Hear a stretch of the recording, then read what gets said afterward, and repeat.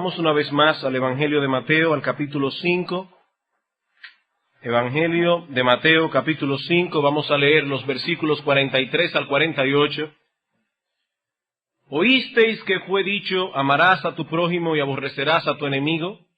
Pero yo os digo, amad a vuestros enemigos, bendecid a los que os maldicen, haced bien a los que os aborrecen y orad por los que os ultrajan y os persiguen, para que seáis hijos de vuestro Padre que está en los cielos, que hace salir su sol sobre malos y buenos, y que hace llover sobre justos e injustos. Porque si amáis a los que os aman, ¿qué recompensa tendréis? ¿No hacen también lo mismo los publicanos? Y si saludáis a vuestros hermanos solamente, ¿qué hacéis de más? ¿No hacen también así los gentiles? Sed pues vosotros perfectos, como vuestro Padre que está en los cielos es perfecto. A lo largo de la historia de la redención, vemos que nuestro Dios en muchas ocasiones ha tocado sensiblemente las conciencias de los hombres a través de ciertas preguntas sencillas pero penetrantes, hechas con el propósito de llevarlos a reflexionar en el estado de sus almas.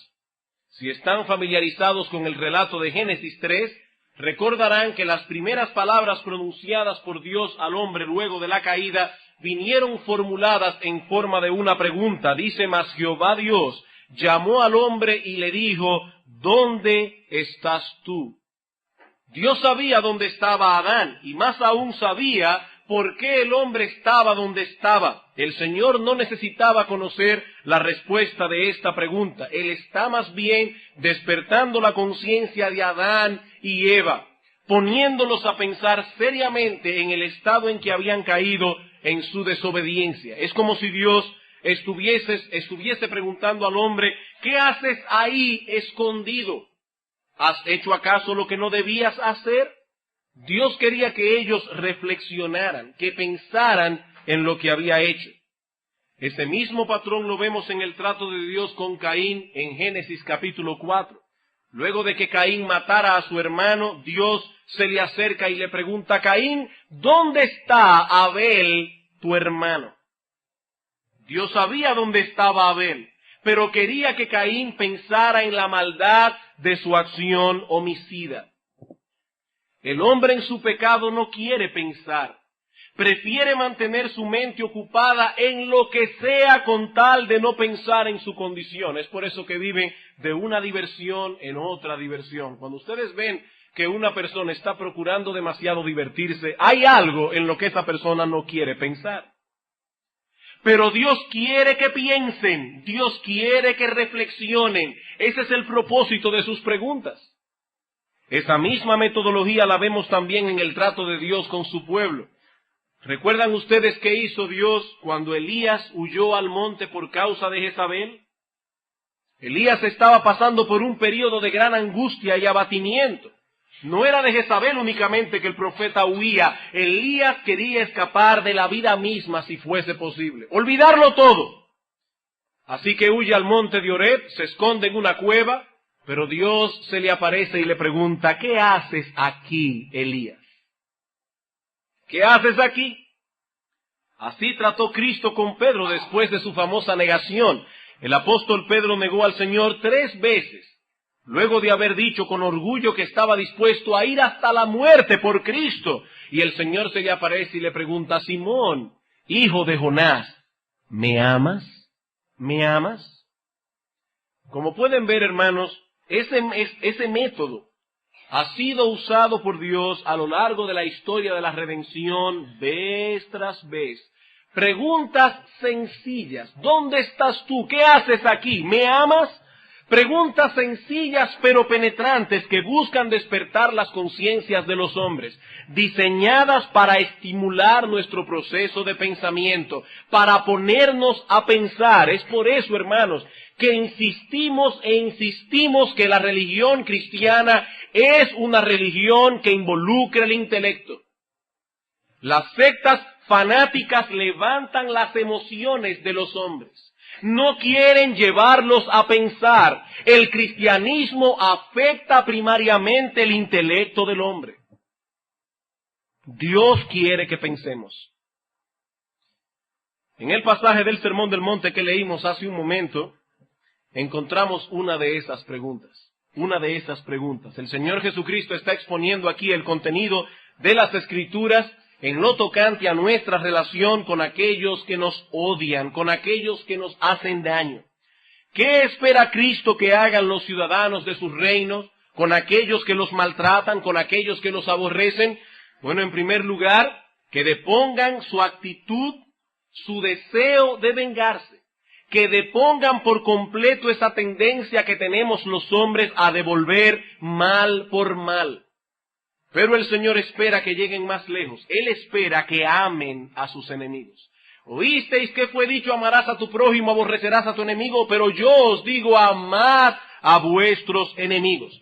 Si no estás dispuesto a llegar hasta ahí, dice el Señor, tampoco tienes derecho a llevar contigo el nombre de cristiano. Los hijos imitan a sus padres. Si eres hijo de Dios, debes imitar a tu Padre en esto. ¿Y cómo es nuestro Dios? Él hace salir su sol sobre malos y buenos. Él hace llover sobre justos e injustos. Él envía lluvia sobre el campo de aquel agricultor blasfemo que no piensa en su nombre. Y aún así, Dios hace que sus frutos florezcan. Y ahora el Señor hace una serie de preguntas con el propósito de introducir más profundamente esas lecciones en las conciencias de sus oyentes. Versículo 46. Porque si amáis a los que os aman, ¿qué recompensa tendréis? ¿No hacen también lo mismo los publicanos? Noten, preguntas. Y si saludáis a vuestros hermanos solamente, ¿qué hacéis de más? ¿No hacen también así los gentiles? Los paganos, dice Cristo, son capaces de amar a aquellos que los aman. Y los más despreciados pecadores, como es el caso de los publicanos, tratan con gentileza a aquellos que los tratan con gentileza. Si eres incapaz de amar a tus enemigos, ¿qué haces entonces de más? Estás actuando al mismo nivel de esos hombres que no conocen a Dios. Si solo amas a los que te aman, te estás comportando como un pagano. Eso es lo que dice Cristo. ¿Qué hacéis de más? Pregunta el Señor. Y es a esta pregunta que yo deseo llamar vuestra atención en esta mañana. ¿Qué hacéis de más? Los cristianos deben sobrepasar la conducta de aquellos que no son cristianos. De hecho, deben llegar más lejos incluso de aquellos que son considerados como los mejores entre los hombres. En el versículo 20 dice el Señor, pero os digo que si vuestra justicia no fuere mayor que la de los escribas y fariseos, no entraréis en el reino de los cielos. Y no olviden, hermanos, quiénes eran los escribas y fariseos. Eran hombres moralistas, que se apegaban a una serie interminable de reglas y leyes.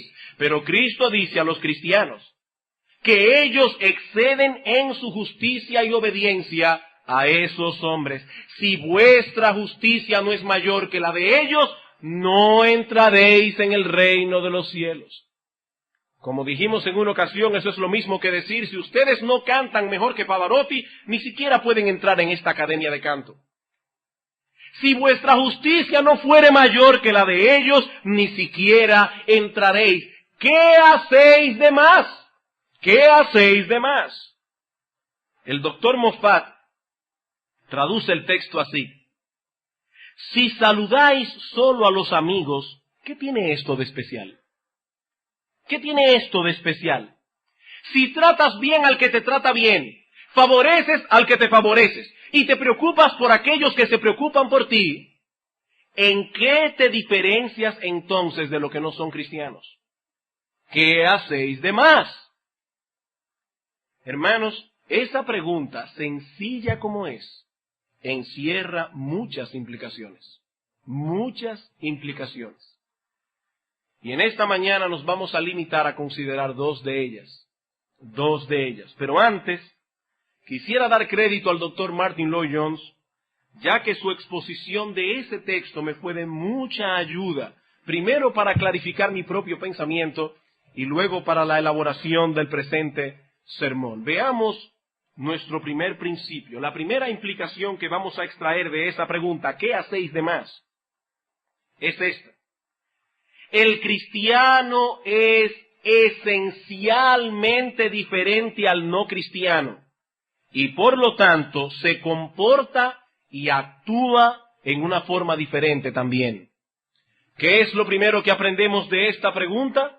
Que el cristiano es esencialmente diferente al no cristiano y por lo tanto se comporta y actúa en una forma diferente también.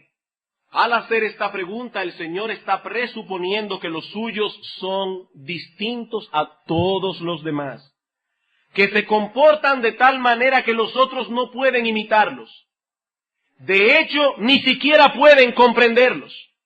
Y aun si comparamos al cristiano con el mejor de los hombres naturales, encontraremos que el cristiano excede mucho a la justicia y obediencia de aquel. Como alguien ha dicho, el cristiano por definición es alguien que es capaz de hacer algo que el mejor hombre natural no puede hacer. Y cuando hablamos de hombres naturales, nos estamos refiriendo a esas personas que aún no han sido regeneradas por la gracia de Dios. Son naturales. La gracia divina no ha intervenido allí. Son no cristianos aún. Y lo que este autor está diciendo es que el cristiano, por definición, es capaz de hacer cosas que el hombre natural no puede hacer. Noten una vez más, hermanos, la pregunta del Señor. ¿Qué hacéis de más? ¿Qué hacéis de más? En otras palabras, ¿en qué forma tú superas a aquellos que no creen en lo que tú crees? ¿Cómo lo superas? ¿Cómo sobrepasas a esos hombres que no conocen a Dios, que no tienen la misma esperanza que tú tienes, que no han recibido la transformación que tú has recibido? Tú dices ser cristiano, ¿qué tú haces de más? ¿Qué tú haces de más? Es una pregunta sumamente escrutinadora, penetrante. Podemos decir incluso, hermanos, que esta pregunta es la clave para la interpretación de toda esta sección del Sermón del Monte. Esa pregunta es clave. La justicia del creyente es superior. Tiene que serlo necesariamente porque emana de un corazón que ha sido transformado por la gracia todopoderosa de Dios. Eso de ninguna manera significa que el cristiano sea perfecto. No, no, no. Nadie podrá alcanzar la perfección de este lado del cielo. Eso no es lo que estamos diciendo. Lo que queremos decir es que el cristiano es distinto y que esa diferencia debe ser evidente a todos. El cristiano debe tener un estilo de vida tal que los otros no puedan entenderlo ni explicarlo en términos humanos. No deben, no pueden. Algunas personas piensan en los cristianos como aquellos que creen en la existencia de Dios, que son moralmente buenos, honrados y rectos en su trato con los demás. Y claro está, como personas que hacen ciertas cosas, van a la iglesia, leen la Biblia, oran, etc. Y hay otras cosas que no hacen. Pero lo cierto es que hay individuos, como algunos mahometanos, por ejemplo, que creen en la existencia de Dios, son honrados, rectos en su trato y sin embargo no son cristianos. No son cristianos. Recuerdo haber conocido a un mahometano que el dinero de su ganancia, de sus negocios, no lo introduce en los bancos. ¿Por qué? Bueno, porque la ley de Mahoma prohíbe la usura y ellos entienden que de vengar intereses de su dinero, eso no es correcto. Y ellos no meten su dinero en cuentas a plazo fijo para devengar intereses. No lo hacen porque su ley se lo prohíbe. Hasta ahí llega la rectitud de esta gente. O tomemos a un hombre como Mahatma Gandhi. Gandhi creía en Dios, y si examinamos su vida y sus acciones, les aseguro que encontraremos pocas cosas que criticar. Pero Gandhi no era cristiano, de hecho, ni siquiera pretendía hacerlo. Así que si tú crees en Dios, eres una persona decente, eres honrado y recto, aún así te hacemos la pregunta, ¿qué tú haces de más? ¿Qué tú haces de más? Eso mismo hacen todos esos hombres que no conocen a Dios. Eso mismo hacen todos esos hombres que no creen en el único Dios verdadero. Y no creen en el único Dios verdadero porque la única manera de creer en ese Dios es a través de Cristo y ellos no creen en Cristo. Sí, ven a Cristo como un personaje importante. Ven a Cristo como un maestro más. Pero no ven a Cristo como el Dios encarnado. Y el que no cree en Cristo como el Dios encarnado no cree en Cristo. Él cree en un Jesús de su propia invención, pero no cree en el Cristo de las Escrituras. Así que si tú crees en Dios, eres honrado, eres decente, ¿qué tú haces de más? Eso mismo hacen muchas personas que no son cristianos. Si es en eso que te basas únicamente para pensar que eres cristiano, tienes una base muy débil sobre la cual estás construyendo un edificio muy pesado. Esa base no pasa la prueba bíblica. El cristiano, dice Pablo en 2 Corintios 5, es una nueva criatura y por lo tanto todo en él ha sido hecho nuevo. Él es distinto. Él es distinto. No solo a los inicuos y perversos de este mundo. No, estoy diciendo que él es distinto en comparación con lo mejor que puede producir esta humanidad caída. El cristiano es distinto a lo mejor que puede producir esta humanidad caída.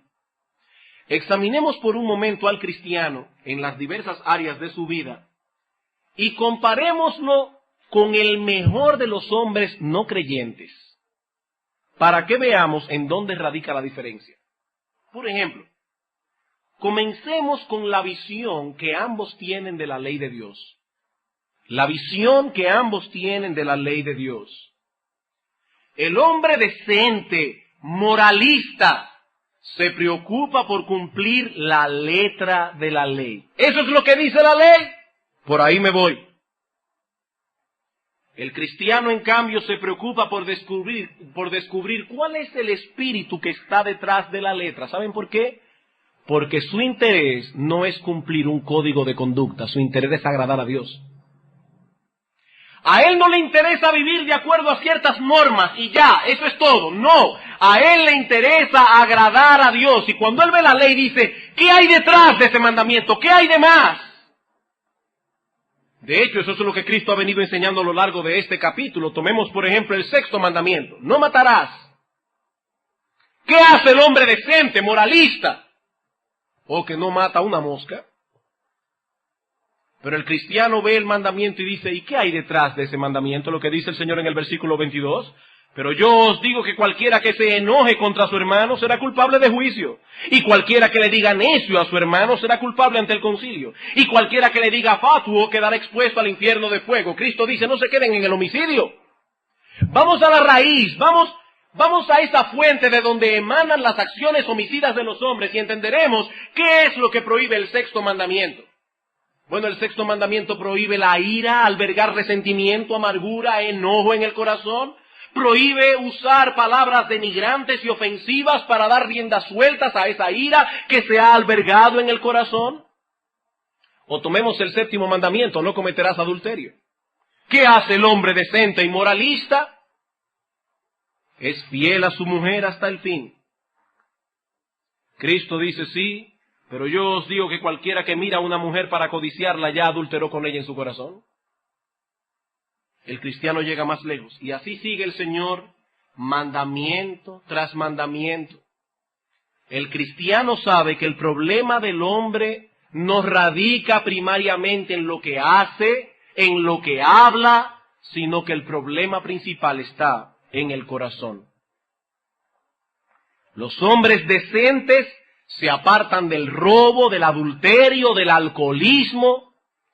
Los cristianos luchan contra la envidia, contra la codicia, contra el orgullo. Son cosas más internas, son cosas más sutiles. Pero hay algo más en cuanto a este asunto de la ley. Y es el hecho de que el hombre natural puede llegar a comprender que la obediencia de la ley es necesaria para el buen desenvolvimiento de la sociedad humana. Debemos obedecer la ley, porque sin ley este mundo es un caos. Pero el cristiano llega más lejos. Él se deleita en la ley porque comprende que es un reflejo del carácter santo de Dios.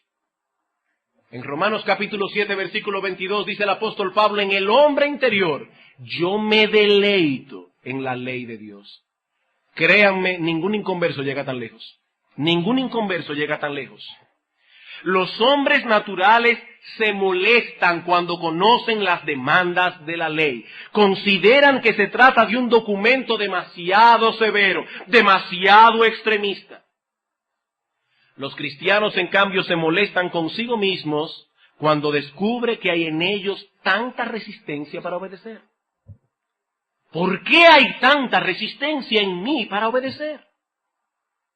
Mientras el inconverso se contenta con lo que conoce de la ley, no quiere conocer más, para no añadir cargas adicionales a su conciencia, prefiero ser ignorante. El cristiano se deleita meditando en la ley, conociéndola cada vez más. Y cuando descubre en su interior que hay resistencia y oposición para obedecer la ley, no acusa a Dios de ser demasiado severo, no acusa a la ley, se acusa a sí mismo. Se acusa a sí mismo delante de Dios y clama por la asistencia divina. De paso, consideremos también al cristiano y al no cristiano en lo referente al concepto que tienen ambos de sí mismos. Y verán que también en esto son completamente diferentes. Completamente diferentes. La mayoría de los hombres está dispuesta a admitir que no son perfectos. La mayoría de los hombres saben que no son perfectos. Oh sí, yo sé que hay ciertas cosas en mi vida en las que debo mejorar. Pero el no cristiano no llega tan lejos como a admitir que está totalmente dañado por causa de su pecado, que espiritualmente hablando se encuentra en la más terrible de las miserias. No, hasta ahí no llega. ¿Cuáles son las primeras dos características que el Señor menciona en el Sermón del Monte como evidencias de que la gracia divina ha obrado en un pecador? ¿Cuáles son? La pobreza espiritual y la sensibilidad espiritual. Bienaventurados los pobres en espíritu, bienaventurados los que lloran. ¿Por qué lloran? Porque saben que son pobres en espíritu, porque se han visto a sí mismos tal cual son y se han sentido miserables. Por eso lloran, lloran por su pecado, lloran por su maldad, lloran por su corrupción interna, lloran porque ven su corazón podrido. Por eso lloran. Pero pregunten a los hombres no cristianos por qué lloran. Pregunten a los hombres no cristianos cuál es la causa primaria de su dolor y verán que ellos no lloran por esas cosas. Ellos lloran por sus carencias, lloran por sus enfermedades, lloran por su soledad, lloran porque alguien los ha dañado, lloran porque alguien los ha defraudado, pero el hombre natural no llora por su pecado. Nunca escucharán a este hombre decir, si no fuera por la sangre que Cristo derramó en la cruz del Calvario, yo no tendría esperanzas de ver a Dios algún día. Nunca oirán a este hombre decir eso. Ese es precisamente el problema del hombre con el Evangelio. El hombre natural no se opone a la religión, pero rechaza el Evangelio como algo ofensivo. ¿Por qué? Porque el Evangelio le dice que no hay nada bueno en él. Nada bueno en él.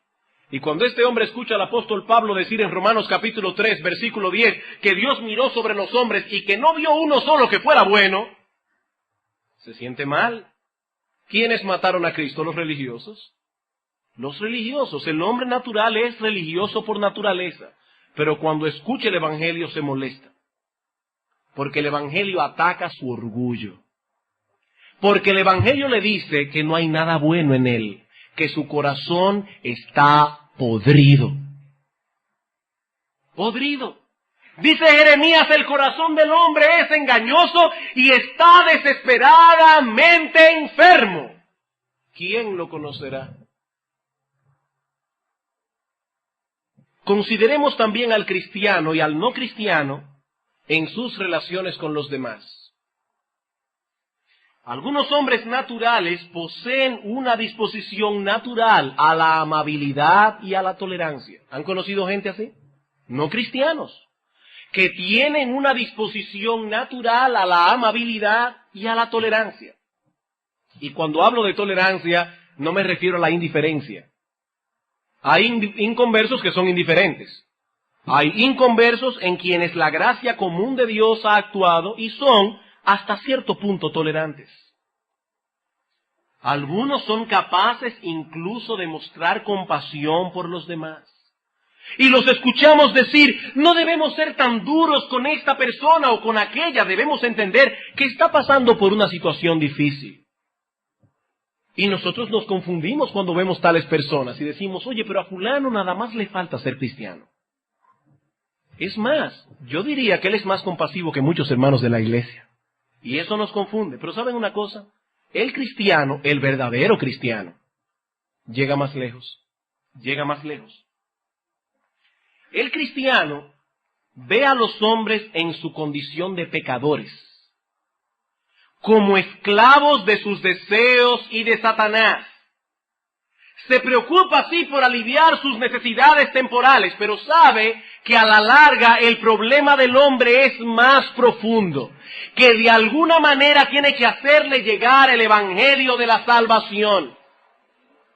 Son como Cristo en ese sentido, que al ver las multitudes sumidas en la más abyecta pobreza y plagado de enfermedades, nos dice el Evangelio de Mateo en el capítulo 9, que sintió compasión por esas multitudes. ¿Saben por qué? Porque estaban desamparadas y dispersas como ovejas que no tienen pastor.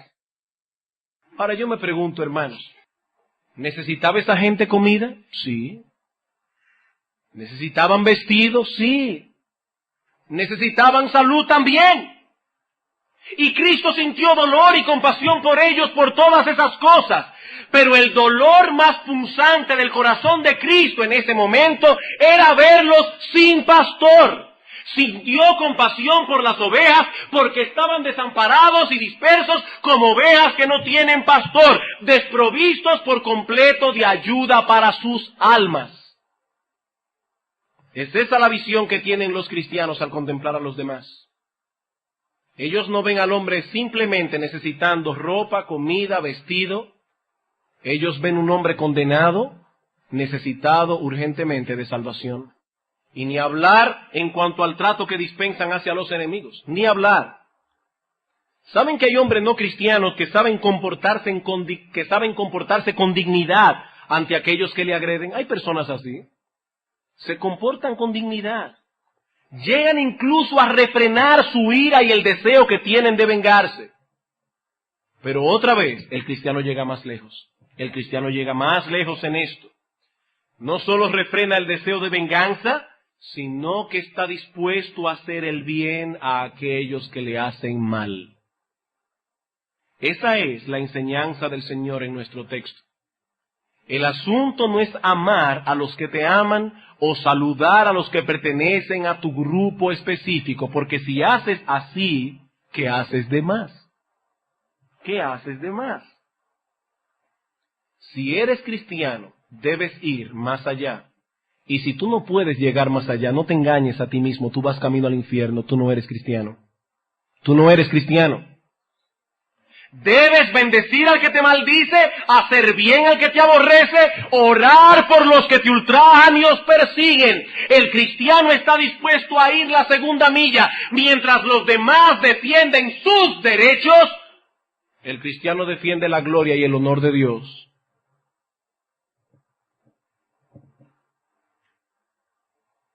Otro punto de comparación que podemos traer a colación es la forma en que los hombres reaccionan ante las adversidades de la vida. Allí también se ve la diferencia. Hay muchos hombres de valor, no cristianos, que llegan a enfrentar las adversidades con gran dignidad, con una resignación que realmente sorprende. Estas personas saben que no pueden cambiar las cosas, que la vida debe continuar a pesar de todo, y por eso se resignan ante el mal. Pero el cristiano no actúa con simple resignación.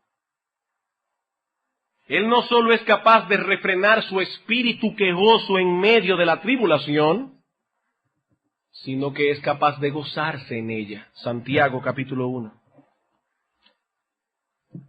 No solo es capaz de refrenar su espíritu quejoso, el cristiano es capaz de gozarse en la tribulación. Versículos 2 y 3. Hermanos míos, tened por sumo gozo cuando os halléis en diversas pruebas, sabiendo que la prueba de vuestra fe produce paciencia. Noten que hay una razón para el gozo. Hay una razón. El cristiano no se goza en la tribulación por la tribulación misma. Eso sería masoquismo. Y Dios no quiere que sus hijos sean masoquistas. No debemos disfrutar el sufrimiento. De hecho, el día que lleguemos a disfrutarlo dejará de ser sufrimiento. Y cuando el sufrimiento deje de ser sufrimiento, ya no va a ser la obra para la cual Dios lo envió. No debemos gozarnos por el sufrimiento en sí mismo. El cristiano se goza en medio de la adversidad porque cree en un Dios soberano que dispone todas las cosas para el bien de aquellos que le aman. Romanos capítulo 8, versículo 28, dice el apóstol Pablo, sabemos que a los que aman a Dios, todas las cosas le ayudan a bien. Esto es, a los que conforme a su propósito son llamados. Dice el apóstol Pablo, hermanos de Roma, nosotros sabemos eso. Esa es una verdad que el Espíritu Santo ha grabado con cincel de diamante en el corazón de todo verdadero cristiano. Algunas veces se nos olvida, pero lo sabemos.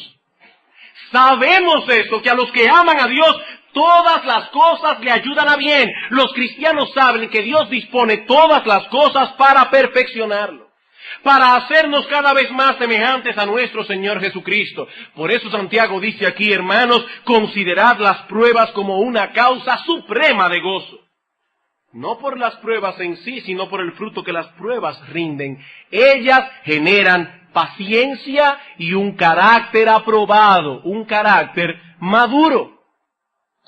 Así que mientras el hombre natural es capaz de permanecer un tanto tranquilo en medio del dolor, el cristiano llega más lejos y percibe el amor de Dios, la mano de Dios obrando en medio de la adversidad. Él siempre llega más lejos.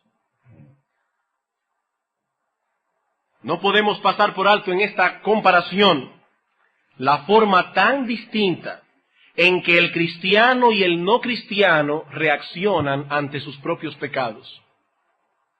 La forma en que el cristiano y el no cristiano reaccionan ante sus propios pecados. El no cristiano justifica sus pecados. Siempre tiene una buena razón para hacer lo que hizo. Pero fulano, ¿y qué te pasó? No, es que tú no entiendes cómo es esta persona. Siempre tiene una razón. El cristiano, en cambio, siente un dolor punzante en su corazón cuando sabe que ha transgredido la ley de Dios. Nunca hemos negado desde este púlpito la realidad de que el cristiano peca, nunca. Pero el cristiano no encuentra deleite continuo en el pecado. Él se deleita en la ley de Dios, dice Pablo. La única felicidad que este hombre conoce es aquella que percibe cuando está cerca de Dios. El no cristiano, en cambio, no conoce ese gozo. En su fuero interno rechaza la ley de Dios y ama el pecado. El cristiano ama y se deleita en la ley de Dios y aborrece su propia maldad. Pero donde la diferencia se hace más evidente es en la forma en que ambos enfrentan la muerte. La forma en que ambos enfrentan la muerte. Algunos inconversos han salido de este mundo dignamente, como Sócrates, cuando se tomó la cicuta, con dignidad, como un hombre. Salió hacia la eternidad con dignidad. Incluso algunos enfrentan la muerte con cierta sensación de alivio por dejar atrás las aflicciones de esta vida presente. Pero el cristiano enfrenta la muerte de otro modo. Él siempre llega más lejos. Él sabe que es un peregrino y un extranjero en este mundo y que su verdadera patria se encuentra en otro lugar, en aquella ciudad que tiene fundamentos, cuyo arquitecto y constructor es Dios. Por eso a la hora de enfrentar la muerte, el cristiano no solo lo hace con dignidad, el cristiano lo hace con esperanza. Con esperanza. Él sabe que le espera la gloria. Y sobre todo sabe que la muerte no es más que un pasadizo que lo llevará a contemplar por siempre el rostro de su Salvador. Así que no es la ausencia de dolor lo que le hace ver a la muerte como una aliada, es la posibilidad de ver a Cristo. Y ningún incrédulo enfrenta la muerte de ese modo. Ningún incrédulo puede enfrentar la muerte como lo hizo el apóstol Pablo. Durante su primer encarcelamiento en Roma, el apóstol está esperando el juicio que se iba a llevar contra él en unos pocos días. En ese juicio solo habrían dos veredictos. O lo condenaban a muerte o lo liberaban. Y ahí está el apóstol Pablo en su primer encarcelamiento pensando en estas dos opciones. O me matan o me dejan ir libre. ¿Y saben lo que escribió a los filipenses este hombre en ese trance? Estoy puesto en estrecho. Yo no sé qué escoger. Yo no sé qué decidir. No sé qué es más conveniente. Yo tengo deseos de partir y estar con Cristo, lo cual yo sé que es muchísimo mejor. Pero quedarme aquí es necesario por causa de la obra. Noten que el análisis de Pablo es totalmente cristocéntrico. Si me voy es para estar con Cristo. Y eso será siempre muchísimo mejor. Y si me quedo es para seguir trabajando para Cristo. Y eso es un privilegio. Yo no sé qué escoger. Esto no es estoicismo. Esto no es resignación. Esto es esperanza. Pablo no dice a los filipenses, bueno, tal vez me condenen a morir, pero me siento tranquilo porque de ese modo dejará atrás este valle de lágrimas. La perspectiva de Pablo era muy diferente. Si me quedo, trabajaré para Cristo. Si me voy, estaré con Él. Para mí, dice él, el vivir es Cristo. El morir es ganancia porque estaré con Cristo. Esta es la forma en que el cristiano encara la muerte. Aquellos pueden hacerlo con cierta dignidad. El cristiano lo hace con esperanza. Así que como hemos podido ver en todos estos ejemplos, el cristiano es distinto. El cristiano es distinto. Él hace lo que otros hacen, pero hace también lo que los otros no pueden hacer. Hay personas en el mundo decentes, rectas, honradas, y sin embargo no son cristianas. El Señor dice en este texto a los suyos, debéis llegar más lejos que ellos. Si vuestra justicia no fuere mayor que la de los escribas y fariseos, no te engañes a ti mismo, tú no entrarás en el reino de los cielos. Y si saludáis a vuestros hermanos solamente, ¿qué hacéis de más? ¿Qué hacéis de más? Pero hay otro principio que podemos extraer de nuestro pasaje. Ya vimos que el cristiano es esencialmente diferente al no cristiano y por lo tanto se comporta de manera diferente también. Ahora vamos a dar un paso más adelante para decir que el cristiano ha de ser positivamente como Cristo. El cristiano ha de ser positivamente como Cristo. En el punto anterior vimos la enseñanza del texto desde una perspectiva negativa. No somos del mundo, somos distintos al mundo. Ahora lo estamos viendo desde una perspectiva positiva. No somos como el mundo es porque nos parecemos a Cristo. No somos como somos como aquel. Hermanos, el ser distintos en sí mismos no es la evidencia de que somos cristianos. Yo conozco personas que son distintas a todo el mundo. Gente rara que hay en la vida. Que uno los ve y uno no sabe en qué molde ponerlos. Son distintos a todo el mundo. El asunto no está en ser distintos. La clave está en ser imitadores de Dios. La clave está en ser como Cristo. Noten cómo el Señor lo establece en nuestro texto, en Mateo capítulo 5.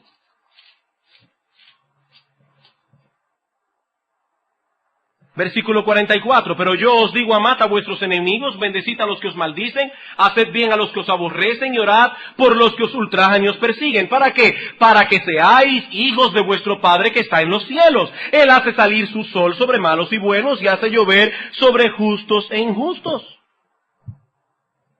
Eso es lo que tienen los cristianos que los otros no tienen. Un hombre natural puede llegar a tomar resoluciones serias en su vida y comportarse de ahí en adelante de una manera ejemplar a los ojos de los hombres. Yo conozco personas no cristianas que en un momento dado de su vida dijeron no más alcohol y no más alcohol. No más cigarrillo y no más cigarrillo. Personas con una férrea fuerza de voluntad. Pero en el caso del cristiano, el secreto, si se puede llamar así, el secreto de su comportamiento, no debemos buscarlo en ninguna fortaleza o resolución personal. Él es así por causa de su relación con Cristo. Esa es la única explicación.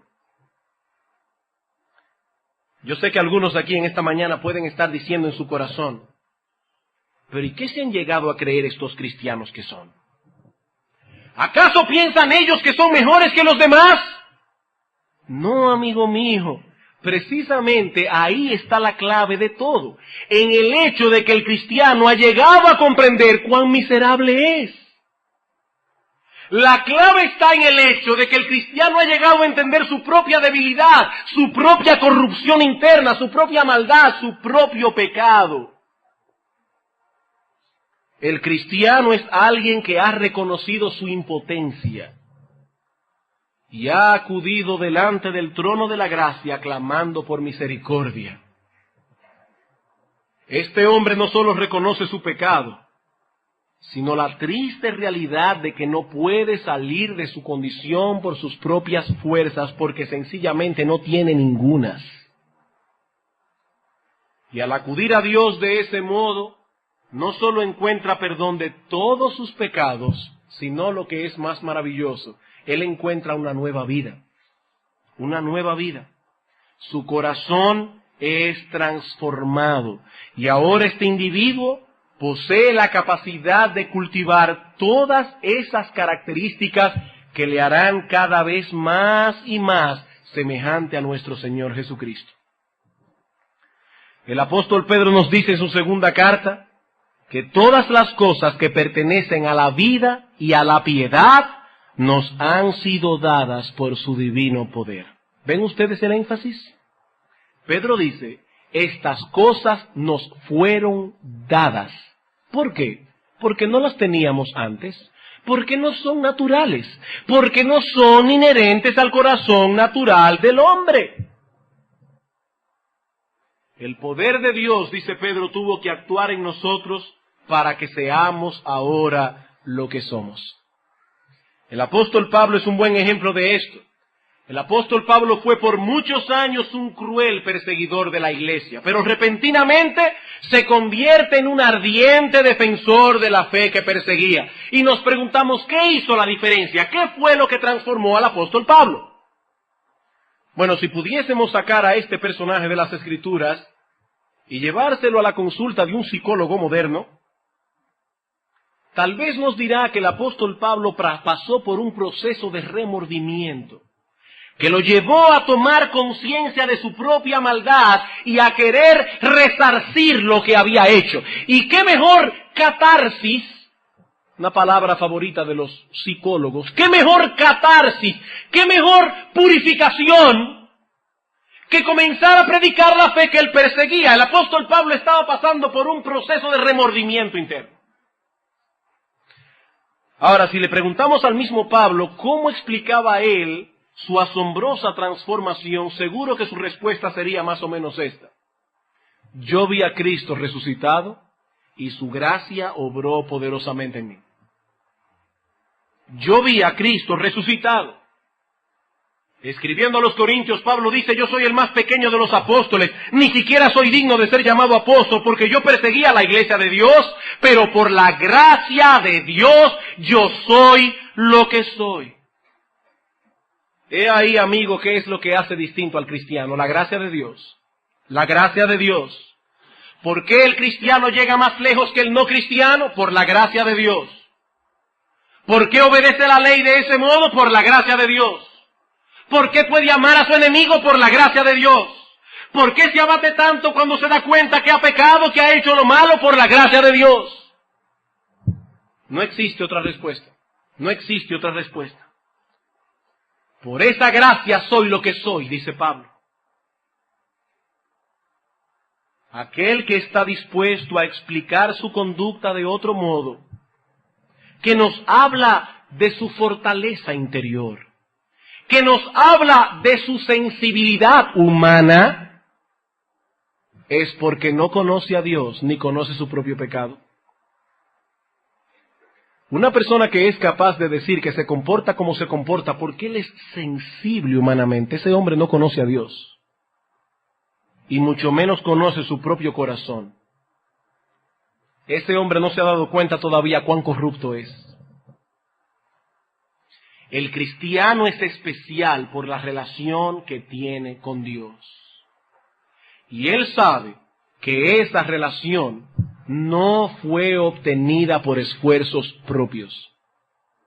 Fue un regalo de la gracia divina. Así que el cristiano no es aquel que lee el Sermón del Monte y dice: de ahora en adelante me propongo vivir de acuerdo a estas reglas. Pondré todo mi empeño en cumplir estas demandas. La regla de oro: no voy a hacerle mal, o no voy a hacerle al otro lo que yo no quiero que me hagan a mí. No, mi amigo, no. El cristiano es aquel que cuando escucha todas esas cosas se preguntan como el apóstol Pablo: ¿y para eso quién es suficiente? ¿Quién es suficiente? En otras palabras, ¿quién puede por sus propias fuerzas llenar la medida? Y ahora yo te pregunto, ¿alguna vez te has visto a ti mismo bajo esa óptica? ¿Alguna vez has entendido la gravedad de tu condición espiritual delante de Dios? ¿Alguna vez has sentido el peso de tu pecado sobre tu corazón hasta el punto de ir con angustia delante del trono de la gracia clamando por misericordia? ¿Alguna vez has dicho como el profeta Isaías: ¡ay de mí, porque soy hombre muerto! ¿Alguna vez te has visto a ti mismo como un ser corrompido de los pies a la cabeza? ¿Alguna vez has entendido que la maldad de tu corazón lo único que merece es el infierno por toda la eternidad? Oh sí, pastor, yo me he visto desde esa óptica. Está bien, es muy alentador que veas las cosas de ese modo, pero no te quedes ahí. No debes quedarte ahí. Judas vio la maldad de su corazón y fue y se ahorcó. Hay personas que han sentido alguna vez en su vida remordimiento, pero nunca en su vida se han arrepentido de su pecado. Nunca en su vida han dado media vuelta a su vida pecaminosa para comenzar a vivir para Dios. Nunca en su vida han clavado su yo entre Cristo y el madero para dejar de vivir para sí mismos, defendiéndose a sí mismos, su orgullo, su dignidad, su honor. Por eso ahora yo te pregunto, ¿hay algo especial en ti que te diferencia de los demás? ¿Hay algo especial en ti que te diferencia de los demás? Sí, eres un hombre serio en tus negocios. Créeme, yo conozco muchos impíos que son serios en sus negocios. Sí, tú vienes a la iglesia, yo conozco personas que van a la iglesia todos los domingos. Sí, lees la Biblia, yo conozco un individuo que es ateo y ha leído la Biblia, él dice que completa, por lo menos yo sé que la conoce bastante bien. Y es ateo, profesante. Por eso te pregunto, ¿qué tú haces de más? ¿Qué tú haces de más? En la manera como tú reaccionas, cuando alguien te ofende, cuando alguien te agrede, ¿qué haces de más? En tu forma de ver la vida, la visión que tienes de las cosas, ¿eres distinto? ¿Se dan cuenta los otros que tú eres diferente? ¿Qué hacéis de más? Hermanos, que el Señor nos ayude a evaluar el verdadero estado de nuestras almas.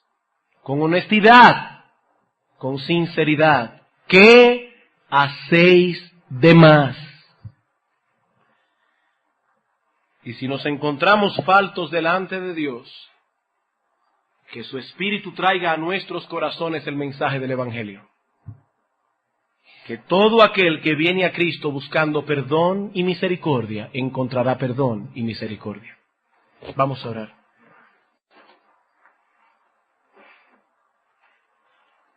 Bendito Rey que moras en las alturas de los cielos. Cuán aterrador es leer aquel texto de tu palabra cuando nuestro Señor Jesucristo dice que en el día del juicio muchos llegarán delante de Él a enfrentarse con su juez y oirán la sentencia terrible de apartaos de mí, hacedores de maldad. ¿Cuántos clamarán?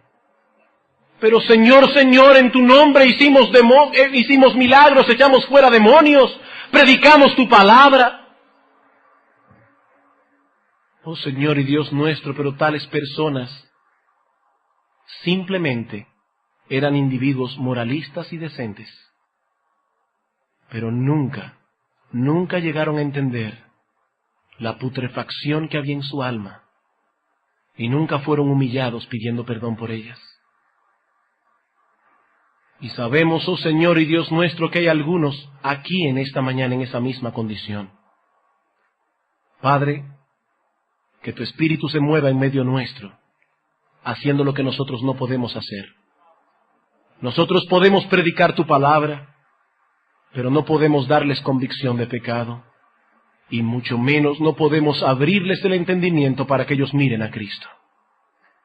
Te suplicamos, oh Dios nuestro, que en esta mañana muchos de los que están aquí vengan al arrepentimiento.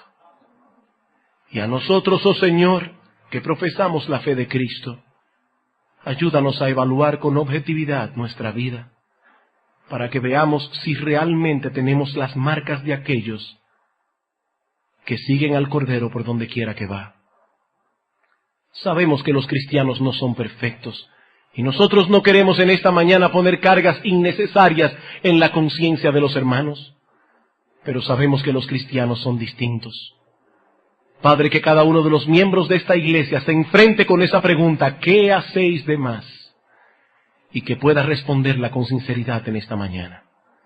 Te lo suplicamos en el nombre de Jesús. Amén.